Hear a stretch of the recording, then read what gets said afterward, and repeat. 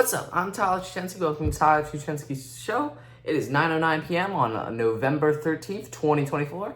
We've got quite the lineup of titles today. We're going through quite a few Trump picks, and we're also going to talk about John Thune and his whole thing. We're also going to cover a little bit about the history of trifectas and how Republicans have the first trifecta that they've had since 2016.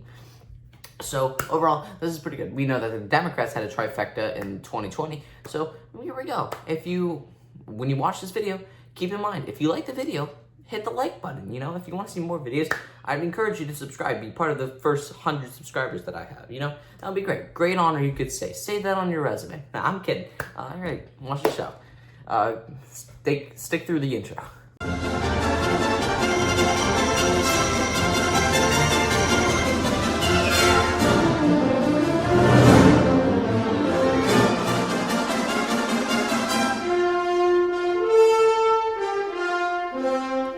All right, Trump can't stop winning. We're back at it. We got so many headlines. Look at all these headlines. Oh my goodness. Boom, boom, boom, boom, boom. And that's not even half of them. All right, let's get into this. So this is not a headline, but I wanted to show you this. This is an interesting graph I showed. It shows all the trifectas and how it's been, the Congress and all the branches have been controlled by the parties for the last 150 years, 70 years. It shows we haven't had a Republican trifecta since Trump was first elected in 2016. Like, this is going to go good. And we don't know how 2016 to 2018 went. It was really good. Like, oh my goodness. So, yeah, let's do this. All right. So, here we go. We're back with a Republican trifecta. It's going to be great. All right. So, first, whoops, forgot about that headline. I think it was something about the Fox News host. I'm not going to go into it, but it was a Fox News guy. Was nominated by Trump to become the Secretary of Defense. But Trump wasn't actually, people are saying that he's unqualified. He's not unqualified. He's actually, he was a major in the Army, so he's pretty qualified. He also had this really cool moment where he swam across the Hudson River with a bunch of Marines, and then right after that went to honor 9/11 victims at the memorial for 9/11. So yeah, all right. So first headline here, it's not actually on federal stuff. It's on a local stuff in Louisiana. I'm in Florida, so I just want to cover this. I'm Catholic, so I don't agree with it. Even though I'm a religious guy, I don't agree with it. It's separation of church and state. But some people think that the separation of church and state needs to go one way. I think it goes both ways. Some people say that church needs to be taxed. No, I think churches shouldn't be taxed, but in return, churches have no control over the government. That's the whole Thomas Jefferson thing. So yeah, here, Louisiana had a law that required people to display the Ten Commandments in a classroom.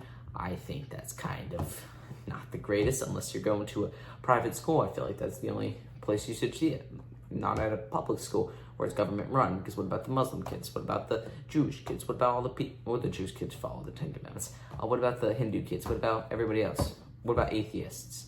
It's kind of indoctrination, but we should also not have the LGBTQIA stuff or whatever they appreciate. It's the whole alphabet now. We shouldn't have any of that inside of school classrooms either. So yeah, next one, that's an ad. Chris Wallace leaving CNN. Chris Wallace was a bit biased, but whatever. He was not as bad as all those, like, that one, I don't know what her name is, but she makes me mad. On CNN, she probably has, like, one too many latex surgeries inside of her. Ugh. Chris Wallace says he's leaving CNN after 3 years and at age 77. It's eager to see. So yeah, this is big. Chris Wallace obviously hosted one of the debates, I think the 2020 debate. So yeah, it's pretty big. Oh, never mind. Here's the Pete. What was the thing I crossed up? I guess we'll never know. Yeah, Pete Hegseth, a veteran and Fox News host. He fought in a couple wars. He's pretty good. He's also gone to many Ivy League schools, so he's educated. People are going to say, oh, he's not educated, he's a military man, he did all this, he did nothing. No, he's a military man, and he went to an Ivy League school, and he was a major, and he's been a Fox News host. So, like, this man's a bit qualified than people are portraying him. Like, give him a break. Like, he is definitely qualified. All right, next one. Trump taps Elon Musk and Vivek Ramaswamy to slash government in the new DOGE, D-O-G-E, Department of Government Efficiency, I think is what it's called, that all this happened. The Manhattan Project of this era, he said. That's a bit of an overstatement, but, you know, Trump is with his overstatements. A smaller government, perfect gift to America on the 250th anniversary. That's big. Wow, Trump's going to be the president for the 250th anniversary of this great nation. I can't think of a better leader for this. So yeah, I mean, we had, what was his name? Oh no, I forgot it. He was the quiet president. He was Ronald Reagan's INO. Who was president in 1926? I should know this. Calvin Coolidge. I love Calvin Coolidge. I forgot his name though. Calvin Coolidge. He had this great speech for the 150th anniversary. Let's see if Trump can do the same. Yeah. So yeah, all right. We already got that, and here we go. Trump, key positions so far. He's got Lee Zeldin as the Secretary of State. Or no, that's Marco Rubio. Marco Rubio became Secretary of State. Yeah, I like him. He's my senator. So is Rick Scott. Rick Scott should have got the majority leader. We'll cover that later, but John Thune did. Here is a couple other people, you know. That's Homan, I think. Yeah. All right. Just an interesting article here. Is that Tulsi? No. I'm bad with faces, y'all. That's Tulsi. Look the same. Yeah, they kind of look similar. Here we go. Next one. Welcome back. This was epic. So Donald Trump and Biden had this meeting at the White House. All these photos, they look like best friends. I'm starting to really think, I had this prediction before the election that Joe Biden is getting angry at the Democratic Party for throwing him out like a dog. I may have been right. I mean, it wasn't just my theory. I have heard theories from all other people, but you know, now this is getting popular with the younger, my generation. I'm young, but this is getting popular with them, as the meme is like, who was the last vote? But it's a popular format that people are doing it with, like directed by Michael Bay, which is kind of funny. Yeah, so one of the smoothest transitions we'll ever see, said Donald Trump. Yeah, they just seem like such close friends right now. Where are we going? What's this? I've never seen that before. All right, anyways. Matt Gaetz resigns in Congress as he was, you know, he became Attorney General. So he's going to have to resign from Congress, which is kind of worrying because all these, I don't know what happens when a person resigns. I think the seat is left vacant. I don't know how it works, but yeah. Yeah, look at all those vacant seats right there. That's quite the bit of vacant seats. No, the governor, I think, nominates. That's what they do for senators. I know that because the Ohio governor has to nominate somebody for J.D. Vance's Senate. And I know that Vivek Ramaswamy was in the pile of names for that, but he withdrew his name because of the Department of Government Efficiency thing that Donald Trump put him in. Here we go. John Thune.